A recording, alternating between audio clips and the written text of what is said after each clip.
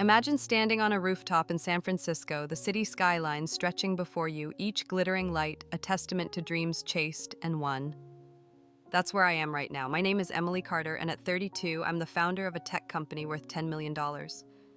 But 14 years ago, I was a different person, a scared 18-year-old with $50 in my pocket, shivering under a park bench in a small Ohio town, rain soaking through my clothes. My family had turned their backs on me, my mother's voice still ringing in my ears. "You're a disgrace, don't ever come back." I went from having a home to having nothing in a single night. Yet here I am, proof that you can rise from the ashes. But let me warn you, this story isn't just about triumph. It's about the cost of freedom, the choices that haunt you, and the one decision that cost me something I can never get back. Before I dive in, I want to know, where are you watching this from? Drop a comment below, and if you're inspired by stories of grit and sacrifice, hit that subscribe button. Trust me, you won't want to miss what's coming. This video will take you through the darkest nights of my life, the moments that nearly broke me, and the lessons that carried me to this rooftop. You'll hear about the betrayal that pushed me out the door, the stranger who changed my path, and the truth I learned too late. Most importantly, I'll share 3 truths that could change how you chase your own dreams. Let's start with a question. Have you ever had to choose between what your heart wants and what your family expects? For me, that choice came at 18 at a dinner table set with crystal and silver, where my mother announced I'd marry a man I barely knew. His name was James, 30 years old, charming to everyone else, but chilling to me. His smile never reached his eyes, and his words made my skin crawl. I said no, and in that moment, my world unraveled. My mother's face twisted with rage. My father looked away. By midnight, I was on the street, my backpack holding everything I owned, a few clothes, a toothbrush, and a crumpled photo of the family I thought loved me. That night, as rain plastered my hair to my face, I felt smaller than ever. But something inside me refused to break. I didn't know where I was going, but I knew I couldn't go back. What would you have done? Would you have fought for your freedom, even if it meant losing everything? I'm sharing this story because I believe you have that same fire inside you, the kind that can carry you through the impossible. Stick with me, and I'll show you how I went from homeless to building a company that landed on Forbes' radar. But more than that, I'll tell you about the letter I found too late, the one that changed how I see everything. So let's begin this journey together. Comment below with your city, or just a word about what freedom means to you. If this story resonates, give it a like and share it with someone who needs to hear that they can rewrite their own story. Because what happened next wasn't just survival, it was the start of a fight I never expected. But the real shock wasn't being kicked out. It was what my mother hid from me all those years. Let's take a step back to a small town in Ohio where the streets are lined with maple trees and every house has a front porch swing. That's where I grew up, in a home that looked like it belonged on a postcard, red brick, white shutters, and a lawn my dad mowed every Saturday. But inside those walls, it was a different story. My name is Emily Carter, and for 18 years I lived in what felt like a gilded cage crafted by my parents, Susan and David. They weren't cruel, not in the way you might think. They loved me, but their love came with strings, thick, heavy ones that tied me to their vision of a perfect daughter. My mom, Susan, was a high school English teacher, the kind who never had a hair out of place. She'd stand at the kitchen counter in her pressed blouses, planning our family's image like a military campaign. My dad, David, managed a local bank, always in a suit, always quiet. He'd nod along to Mom's rules, his eyes saying sorry when her voice got sharp. Their dream was for me to be the girl who never made waves, straight-A student church choir singer, future wife of a good man. But I had other dreams. I wanted to write plays, join the drama club, maybe even move to a big city someday. Those dreams, they were childish to Mom, impractical to Dad. I remember one moment vividly, like it's etched in my heart. I was 15, invited to a friend's birthday party. I put on my favorite blue t-shirt, the one with a tiny star on the sleeve. Mom took one look and handed me a pink dress instead. "Emily, you can't go looking like a tomboy," she said, her smile tight. "What will people think of us?" I argued, said it was just a party. Her eyes flashed, and right there in front of my friends, waiting outside, she snapped, "You're embarrassing this family." My cheeks burned as I changed into the dress, feeling like I was putting on someone else's skin. That was my life. Every choice, from clothes to hobbies, had to fit the Carter family brand. It wasn't just about appearances. Mom banned me from the drama club because actresses have no morals. Instead, she signed me up for piano lessons, even though I hated the cold keys under my fingers. Dad would sit in his armchair, pretending to read the paper while I stumbled through scales. "Listen to your mother, Emily," he'd murmur, never looking up. I felt like I was living in a play I didn't write, cast as a character I didn't understand. But here's the thing I learned even back then. Sometimes the people who love you most can hold you back the hardest. Their fear of what if can become your prison. That realization was my first spark of rebellion, a quiet promise to myself that I'd find a way out. I thought I could keep the peace, play the role a little longer. But everything changed one summer evening when Mom sat me down with a smile I didn't trust. "Emily," she said, "we've found someone perfect for you." My stomach dropped. I was only 18, but the cage door was about to slam shut for good. That night, my mom revealed a plan that would shatter everything I knew about my family and push me toward a choice I never saw coming. Picture a dining room glowing under a chandelier, the table set with my mom's best china, the air thick with the scent of rosemary and roast lamb. It was the summer I turned 18, and I sat there, my hands folded tightly in my lap, trying to smile through the knot in my stomach. My name is Emily Carter, and that night my life split in two. My mom, Susan, had spent weeks planning this dinner, her eyes sparkling with a secret she wouldn't share. My dad, David, was quieter than usual, stirring his wine glass like it held answers. Across from me sat James, a 30-year-old oil executive with a polished smile and eyes that made my skin crawl. He was the perfect match. Mom had chosen the key to her dream of securing our family's status. But to me, he was a stranger who spoke about my future like it was already his to decide. Mom had been dropping hints for weeks, calling James a gentleman with prospects. I'd met him twice before, and each time his comments about my youthful charm or how I'd make a fine wife felt like warnings. That night, as dessert was served, James stood his chair scraping the floor. He pulled out a velvet box and my heart sank. "Emily Carter," he said, his voice smooth as the diamond ring he revealed. "Will you marry me?" The room held its breath. Mom's face lit up. Dad stared at his plate, and James looked at me like I was a prize he'd already won. I felt the walls closing and the gilded cage of my childhood tightening around me. I couldn't breathe. I can't, I stammered, pushing back from the table. "I'm sorry, but no." The silence was deafening. James's smile froze, then twisted into something cold. Mom's fork clattered onto her plate. "Emily, what are you doing?" she hissed, her voice low but sharp as a blade.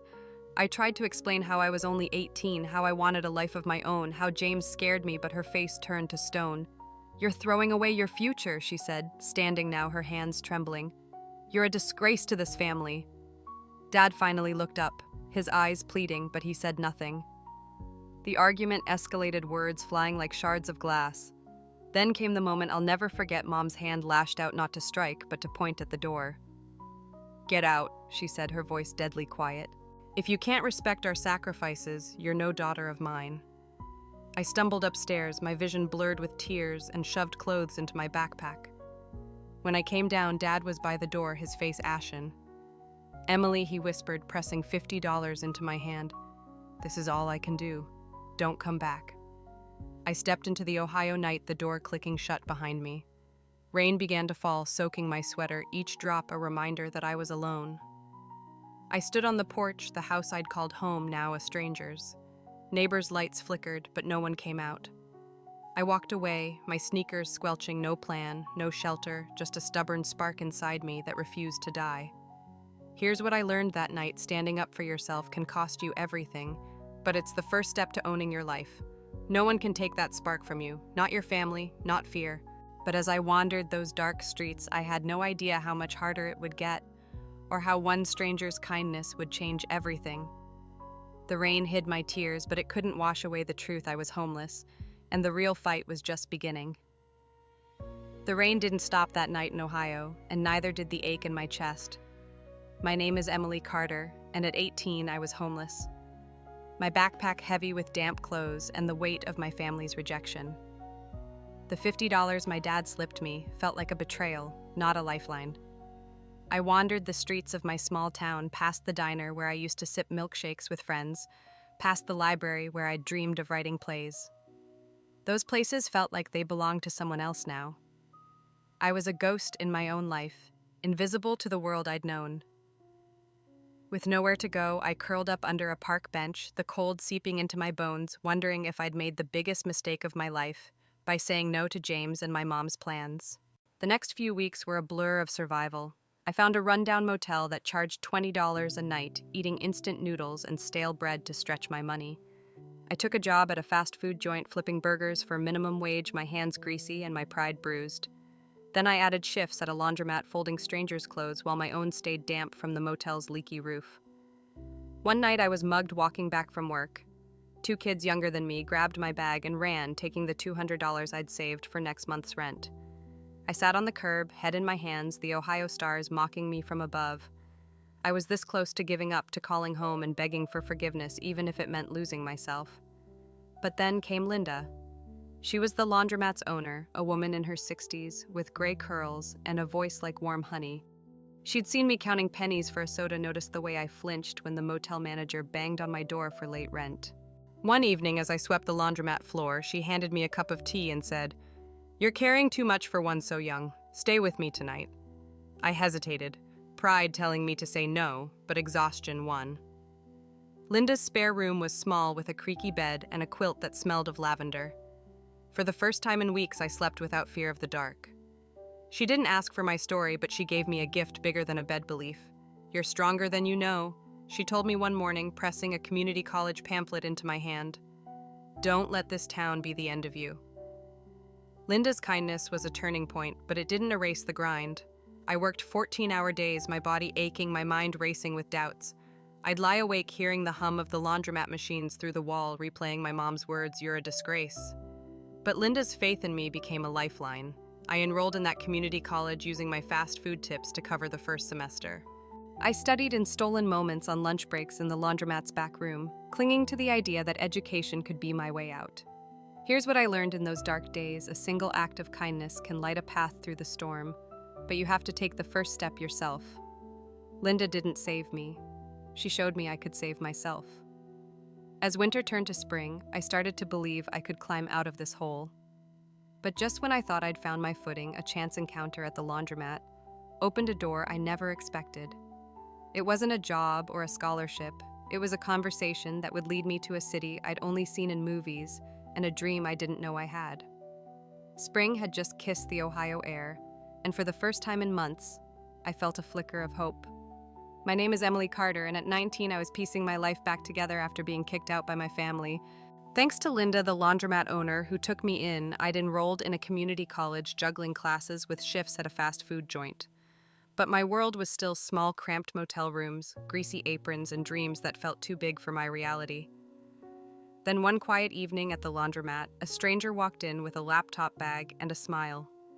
His name was Tom, and he was about to open a door I didn't even know existed. Tom was a recruiter for a tech startup in San Francisco, visiting Ohio to see family. While his clothes spun in the dryer, we got to talking. I mentioned my community college classes, how I'd been teaching myself basic coding from free YouTube tutorials. His eyes lit up. "You're scrappy," he said, scribbling a website on a napkin. "Apply for our entry-level data entry job. No experience needed, just grit." I laughed it off. San Francisco was a universe away, and I had $300 to my name.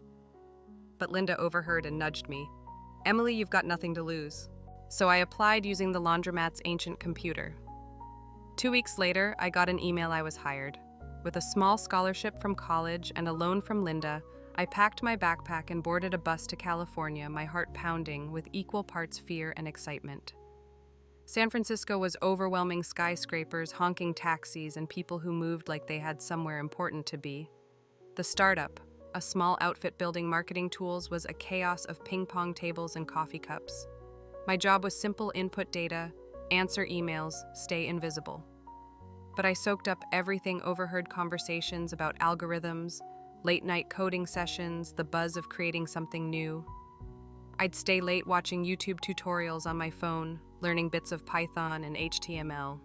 One night, I made a mistake that nearly ended it all.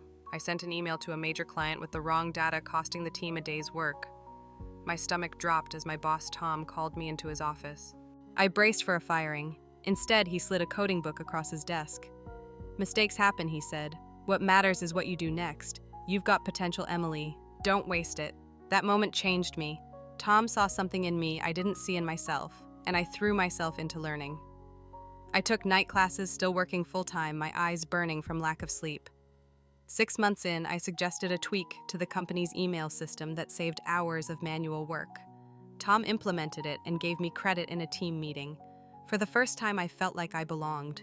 The startup world was different from Ohio. No one cared about my last name or my past. They cared about what I could do. Here's what I learned. Opportunities don't always come with a neon sign. Sometimes they're a napkin scribbled in a laundromat or a boss who believes in you. But you have to show up even when you're scared and grab them with both hands. I thought I'd found my place, a path out of the darkness. But just as I started to stand taller, a new challenge loomed, one that would test everything I'd learned and nearly break me again. It wasn't a promotion or a raise, it was a mistake so big it could have ended my career before it even started. The San Francisco skyline sparkled outside my office window, but inside, I felt like I was drowning. My name is Emily Carter, and at 20, I was no longer the homeless girl from Ohio. I'd landed a data entry job at a tech startup, taught myself coding in stolen moments, and earned a small win by improving the company's email system. My boss, Tom, believed in me, and for the first time, I believed in myself too. But just when I thought I was finding my place, I faced a failure so big it shook the ground beneath me. It wasn't just a mistake, it was a moment that made me question if I belonged in this world at all. A year into my job, Tom gave me a chance to prove myself. The startup was pitching a new marketing campaign to a big client, a retail chain looking to boost online sales. Emily, Tom said, handing me a stack of data, "You're good with patterns. Help us build this campaign." I was thrilled but terrified. I'd never led anything before. I spent weeks analyzing customer data, designing ads, and writing email sequences. I poured everything into it, staying up until 3 a.m. My desk littered with coffee cups and post-it notes. The team loved my plan, and we launched with high hopes. But 2 weeks later, the numbers came in, the campaign flopped. Sales barely budged, and we'd burned through $50,000 of the client's budget. The client was furious, and my colleagues' whispers stung worse than the data. "She's just a kid," one said. "No real experience."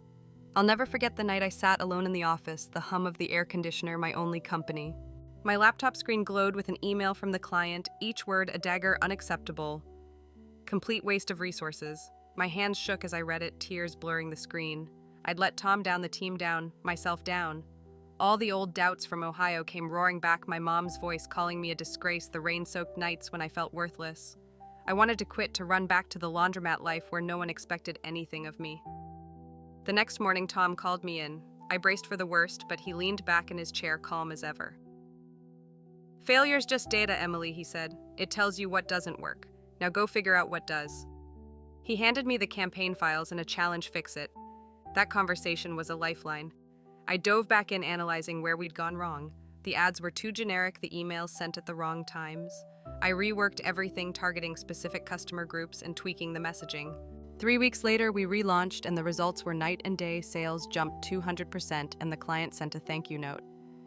My team clapped for me in a meeting, but the real victory was quieter. I'd faced my fear of failing and come out stronger.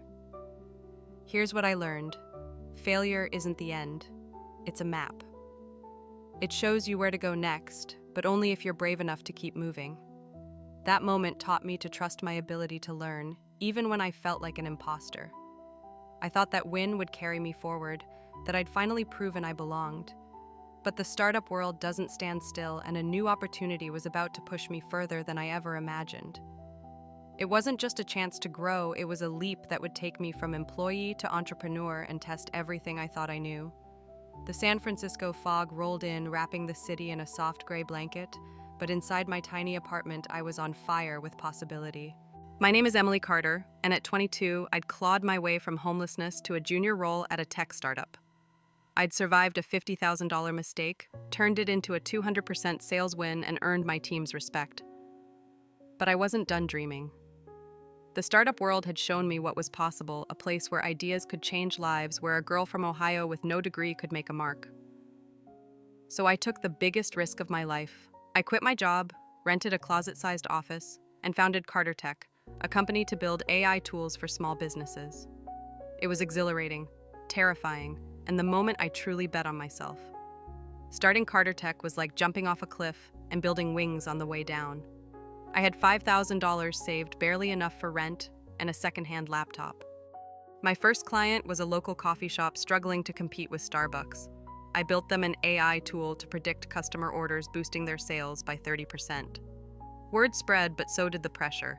I worked 18-hour days coding, pitching, and balancing the books, my kitchen table covered in spreadsheets and empty ramen bowls. The hardest part was pitching to investors. I'll never forget my first pitch, a room of suits, all men staring at me like I was a kid playing dress-up. I stammered, forgot my slides, and left feeling like a fraud. They passed. I went home, cried into my pillow, and practiced my pitch 50 times in front of a mirror. 3 months later, I pitched again, this time to a venture capital firm.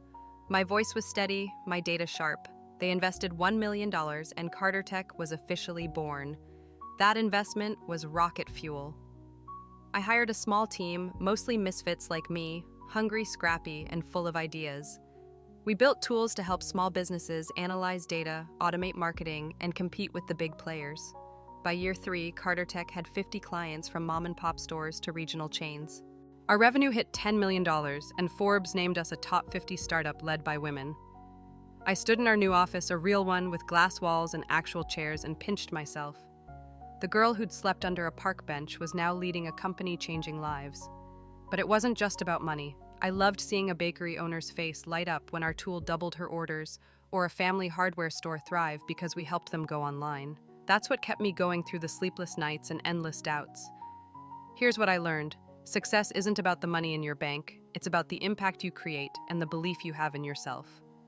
Those investors didn't fund me because I was perfect. They funded me because I showed up, learned from rejection, and kept pushing. That first failed pitch taught me more than any win. I thought I'd reached the top, that I could finally breathe. But just as I stood on that peak, a message from my past arrived, threatening to pull me back into the shadows I'd fought so hard to escape. It wasn't a threat or a lawsuit. It was a quiet email from my sister, carrying a truth that would shake the foundation of everything I'd built. The hum of my San Francisco office was a symphony of success phones, ringing keyboards, clacking, my team buzzing with ideas. My name is Emily Carter, and at 28, I was living a dream I'd built from nothing. Carter Tech. My AI startup was thriving with $10 million in revenue and a Forbes feature framing me as a rising star. I'd come a long way from the Ohio park bench where I'd shivered at 18, rejected by my family for refusing an arranged marriage. I thought I'd left that pain behind, buried under years of hard-won victories. But one quiet evening, as I sipped coffee at my desk, an email notification popped up and my world tilted. The sender's name stopped my breath. Sarah Carter, my younger sister, someone I hadn't seen or spoken to in a decade. Sarah was only 14 when I was kicked out, a quiet kid with braids and a shy smile, caught in the same gilded cage I'd escaped. I'd thought of her often, wondering if she'd followed Mom's rules or found her own path. The email was short, her words careful. Emily, I know it's been years. Mom's sick, cancer stage 4. Dad's business failed and they're struggling. They don't know I'm writing. I saw you in Forbes. I'm so proud, but they want to see you. Please think about it. Attached was a photo of Mom, her face gaunt, her auburn hair replaced by a scarf. My hands trembled as I stared at it. The woman who'd called me a disgrace, who'd pointed at the door and shattered my world, looked fragile, human, nothing like the iron-willed figure of my childhood. I sat there, the city lights blurring outside my window, my coffee growing cold. Part of me wanted to run to Ohio to sit by Mom's bedside to ask why she'd chosen pride over love. But another part, the part that remembered the rain-soaked night, Dad's silence, the sting of being cast out, screamed to stay away. I'd built a life without them, a fortress of success and self-reliance. Letting them back in felt like opening a wound that had only just scarred over. I wrestled with it for days, pacing my apartment, replaying memories of Sarah's laughter, Mom's sharp words, Dad's averted eyes. In the end, I made a choice. I sent Sarah a reply. I'm sorry about Mom. I've wired $50,000 for her treatment, but I can't come. Some things can't be undone. I hit send, my chest tight, knowing I was closing a door I might never reopen. The money was sent anonymously through a lawyer. Sarah wrote back, begging me to reconsider, but I didn't reply. I threw myself into work, signing new clients, ignoring the ache in my heart. I told myself I was protecting the life I'd fought for, that my family didn't deserve a second chance after abandoning me. But deep down, I wondered if I was the one running from forgiveness. Here's what I learned: sometimes protecting yourself means drawing a line, but that line can feel like a wall you build around your own heart. It's a choice, and it's heavy, but it's yours to make. I thought I'd made peace with that decision, that I could keep moving forward. But 2 months later, a package arrived at my office, and what was inside would change how I saw my past forever. It wasn't money or an apology, it was a letter that revealed a secret my mother had kept, and a truth I wasn't ready to face. The San Francisco skyline stretched before me, a sea of lights that once felt like a promise of freedom. My name is Emily Carter, and at 28, I stood at the helm of Carter Tech, my $10 million AI startup, a world away from the Ohio park bench where I'd once shivered. I'd built an empire from nothing, survived failures, and thought I'd buried the pain of my family's rejection. But 2 months after sending $50,000 to help my sick mother anonymously, without visiting, a package arrived at my office. It was a small, worn envelope postmarked from Ohio with my sister Sarah's handwriting. Inside was a letter from my mom, Susan, and as I read it, the life I'd so carefully constructed began to crack. I sat at my desk, the office quiet except for the distant hum of traffic. The letter was written in Mom's familiar cursive, but the ink trembled as if her hand had shaken with every word. "Emily," it began, "I've followed your journey from afar, every article, every milestone. You're everything I wasn't brave enough to be. I was wrong to push you away, to choose pride over love. I'm so proud of you, and I'm so sorry." She wrote about watching me in a Forbes interview, clipping every news story about Carter Tech, hiding them in a drawer so Dad wouldn't see. She'd been too ashamed to reach out, too afraid I'd reject her as she'd rejected me. The final line hit like a punch: "I don't expect forgiveness, but I hope you know you were my greatest joy." Folded inside was a photo of me at 10, grinning in a muddy soccer uniform, a moment when Mom had still smiled at my wildness. I don't know how long I sat there, the letter clutched in my hands, tears falling onto the paper. Sarah's note explained the rest. Mom had passed away a week ago, her cancer too far gone. The letter was part of her will, meant for me, if Sarah could find me. I'd sent money, but I hadn't gone to her. I hadn't sat by her bed, hadn't heard her voice say those words. I'd chosen to protect myself, to keep the wall between us, thinking there'd be time. Later, time to heal, to talk, to understand. But time doesn't wait. I walked to the office rooftop, the city sprawling below, and felt a hollowness I couldn't name. I'd won my freedom, built an empire, but I'd lost the chance to know the woman who'd written that letter, to see if we could have found a way back to each other. That night, I thought about Sarah, still in Ohio, carrying the weight of our broken family. I thought about Dad, who'd never stood up for me, but maybe loved me in his silent way. I'd spent years proving I didn't need them, but the letter showed me something else: they'd needed me, and I hadn't known. Here's what I learned: protecting your heart can keep you safe, but it can also keep you from moments that might heal it. Sometimes the risk of opening that door is worth taking, because some chances don't come twice. As I stood on that rooftop, the letter tucked in my pocket, I realized my story wasn't over. The success I'd chased had given me everything except the one thing I couldn't buy back. But it also gave me a chance to share a truth with you. It wasn't just about loss, it was a lesson that reshaped how I live, and a question I need you to answer for me. I stood on my office rooftop, the San Francisco wind tugging at my jacket, my mother's letter still heavy in my pocket. My name is Emily Carter, and at 28, I'd built Carter Tech into a $10 million AI empire, a far cry from the Ohio park bench where I'd once huddled at 18. I'd fought for my freedom, survived failures, and created a life I never thought possible. But my mother's death and her final words taught me something no Forbes feature could: success can't buy back time. I'd chosen to protect my heart, to keep my family at a distance, and in doing so, I'd lost the chance to hear her say she was proud. That regret lingers, a quiet ache beneath every win. Let me share one last story. A year ago, I mentored a young intern at Carter Tech, Mia, who reminded me of myself: hungry, scared, full of dreams. She was terrified of failing, so she played it safe, avoiding risks. I told her about my first failed pitch, how I practiced 50 times to win that $1 million investment. "Failure's just a detour," I said. "Don't let fear steal your shot."